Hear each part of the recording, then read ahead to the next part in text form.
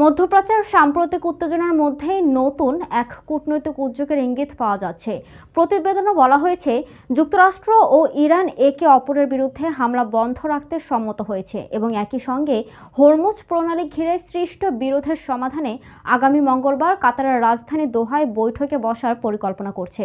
প্রথম দিকে দুই দেশের মধ্যে বৈঠকটি সুইজারল্যান্ডে অনুষ্ঠিত হওয়ার কথা ছিল। সেখানে মূল আলোচ্য বিষয় ছিল ইরানের পারমাণবিক কর্মসূচি। তবে সাম্প্রতিক কয়েকদিনের উত্তেজনা ও নিরাপত্তা পরিস্থিতির অবনতির কারণে সে বৈঠক স্থগিত করা হয়।